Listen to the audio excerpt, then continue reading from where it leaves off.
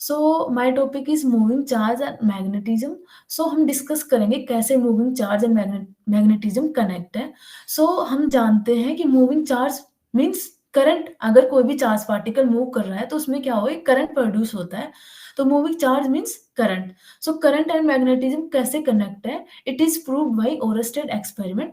सो इस एक्सपेरिमेंट में क्या हुआ था, हम कोई भी करंट कैरिंग वायर के पास में हमने क्या रखा, एक इस एनिमेशन से हमें पता चलेगा कि एक करंट कैरिंग वायर के पास में हम जब मैग्नेटिक कंपास को रखते हैं तो क्या होता है, जब इसमें करंट फ्लो होती है इस वायर में तो क्या होता है, मैग्नेटिक कंपास में एक डिफ्लेक्शन जनरेट होता है, क्योंकि जो करंट कैरिंग वायर होता है उसमें एक सर्कुलरी मैग्नेटिक फील्ड जनरेट होती है।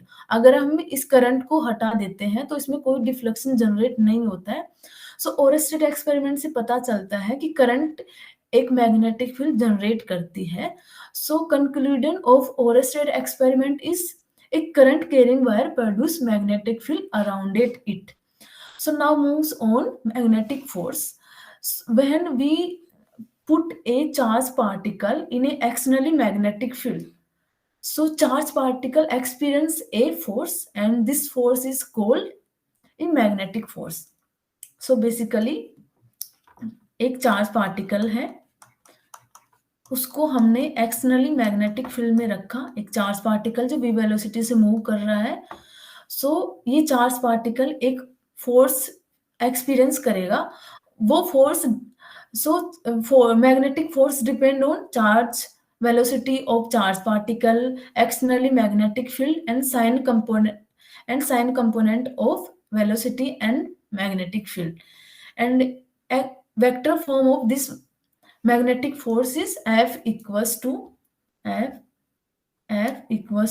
Q V cross V. Okay, from the law of vector cross product, we know cross product of A B vector is C vector. Okay, so always remember C vector is perpendicular to B vector and C vector is perpendicular to A vector. Okay.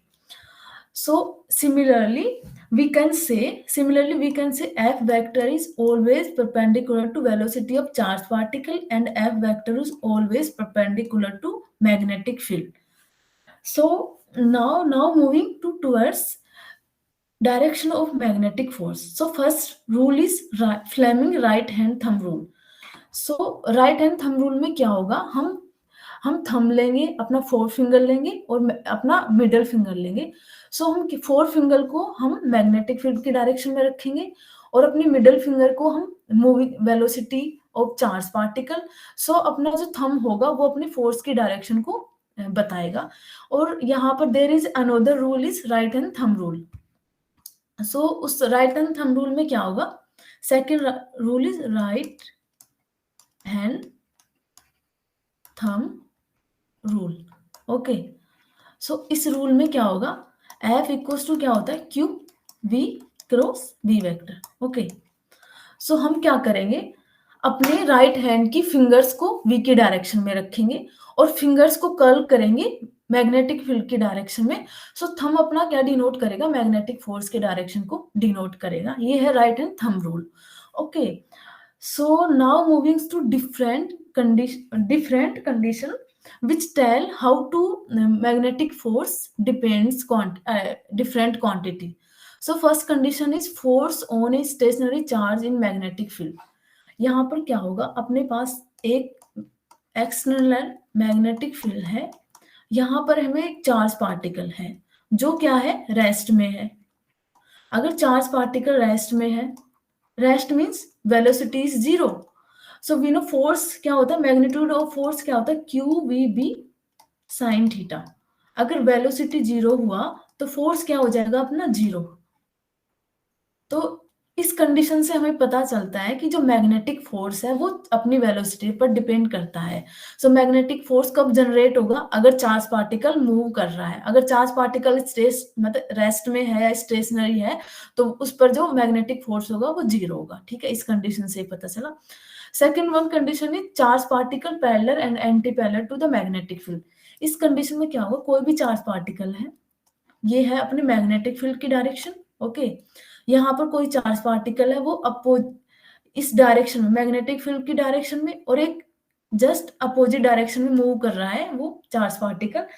So in direction में, magnetic field की direction में move करेगा तो angle क्या होगा, 0 degree. Opposite करेगा तो 180 degree. So force का वैल्यू क्या होता है, q v b sine theta. Okay, और सो साइन थीटा 0 पुट करेंगे यहाँ पर, theta equals to 0, sine theta 0 0 होता है। So sine theta equals to 0 कब कब होता है, जब theta equals to n pi.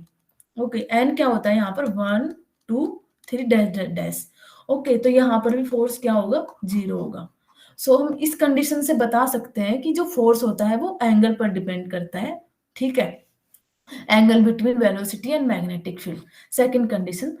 Third condition is charge moving perpendicular to the magnetic field. इसमें क्या होगा, कोई भी, ये है मैग्नेटिक फील्ड डायरेक्शन, यहाँ पर कोई भी चार्ज पार्टिकल है, अगर वो मैग्नेटिक फील्ड के परपेंडिकुलर डायरेक्शन में मूव करेगा तो यहाँ एंगल कितना आएगा, 90 डिग्री। ओके, तो F equals to q v b sine theta.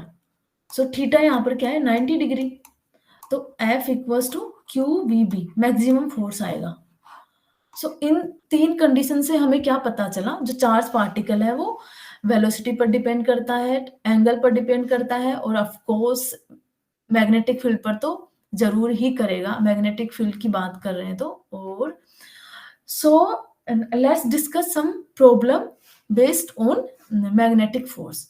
So first problem is, we read problem, a proton enter a magnetic field of flux density 1.5 tesla with a velocity is 20 10 to the power 7 meter per second of angle 30 degree, then find the force. So first हमने read किया question, तो first हम क्या करेंगे, जो भी given information है वो लिखनी है।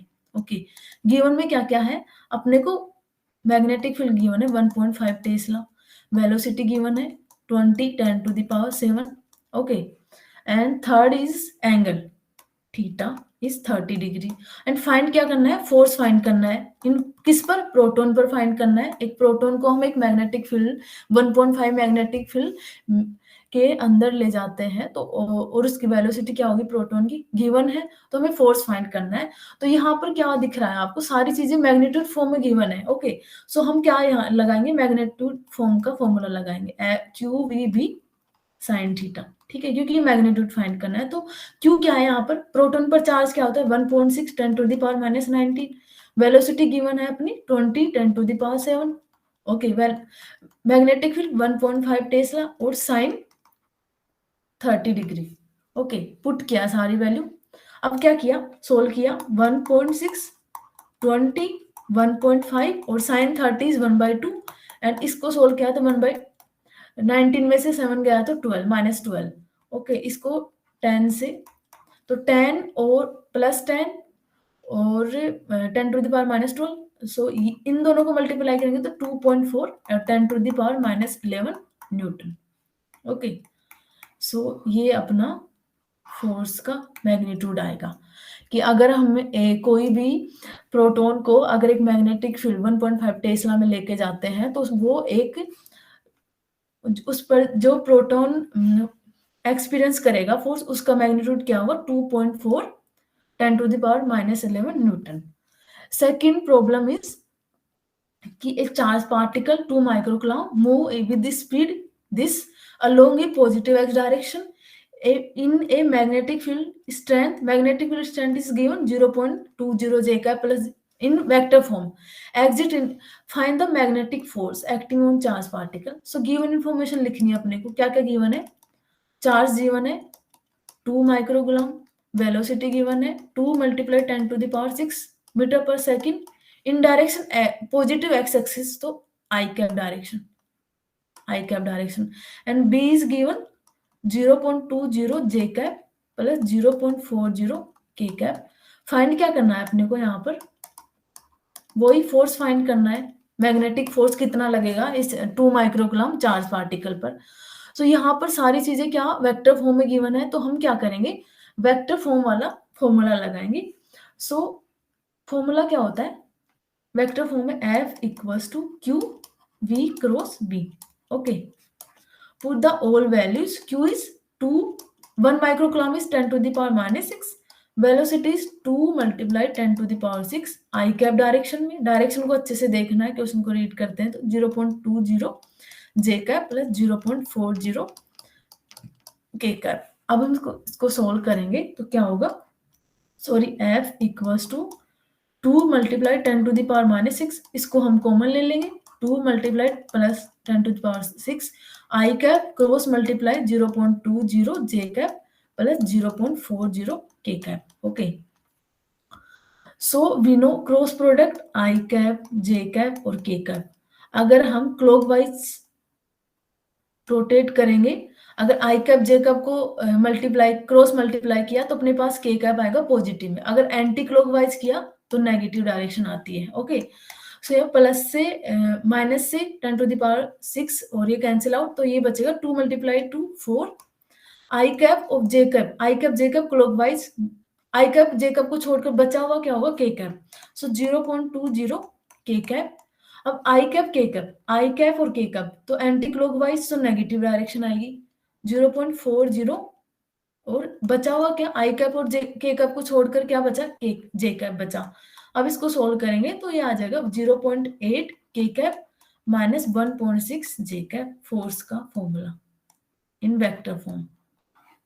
ठीक है, सो ये अपना आंसर है। इसमें जो भी गिवन इन्फॉर्मेशन थी वेक्टर फॉर्म में थी, तो हमने क्वेश्चन के हिसाब से वेक्टर फॉर्म का फॉर्मूला लगाया, वेक्टर फोर्स का वेक्टर फॉर्म लगाया, सारी वैल्यूज पुट की, तो अपना ये आंसर आ गया। सो ऑल ओवर कंक्लूजन क्या निकला, हमने यहाँ पर डिस्कशन किया मूविंग चार्ज एंड मैग्नेटिज्म की, एक करंट कैसे मैग्नेटिक फील्ड जनरेट करता है, और स्टेट एक्सपेरिमेंट से हमने पता।